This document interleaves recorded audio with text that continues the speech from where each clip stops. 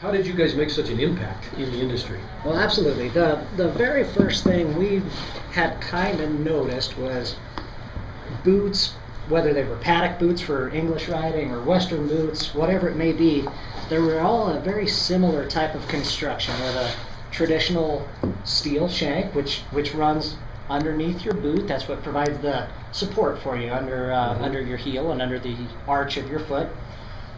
What we wanted to do was make a boot that not only was functional, but actually was kind of a partner or an aid with you with riding and a performance level. Okay.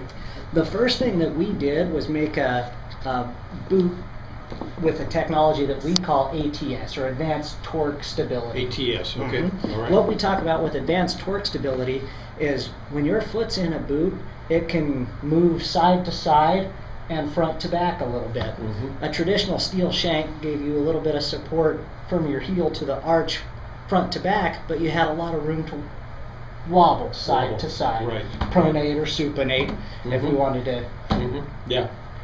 be Get fancy a little with it. over our heads with it. Yeah.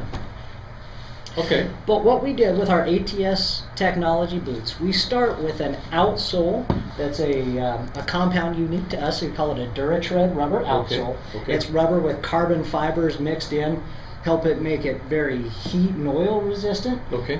It's going to wear like iron. You just can't wear out the soles on our Yeah, it boots. doesn't look like it. Yeah. But they're also flexible and comfortable and interesting. provide Okay. a lot of support under your foot.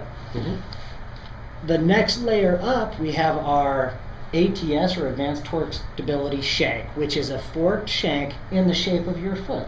Oh. Okay. Our shanks are a little bit wider and a little bit longer than that traditional shank would be, and it provides great support for your foot to move, to help limit that movement side to side as well as front to back. So it's a forked shank that gives great support under your foot. Okay, very good.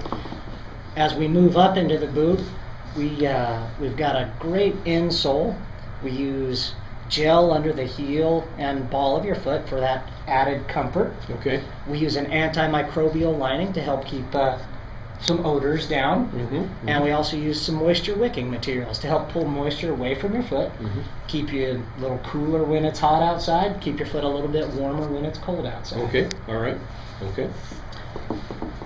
We use full grain leathers, Okay. which will help prevent the boot from stretching, cracking. It helps keep the boots a little bit weatherproof, keep some more oils in the boots, keep some water out, that sort of thing. Now, you said full grain. Now, maybe explain to our viewer what a full grain leather is as opposed to a split. Well, sure. Our leathers at the factories come out in these big sheets. Okay. You know, so we get these sheets of leather. Basically, we use a full piece, a full thickness of that leather.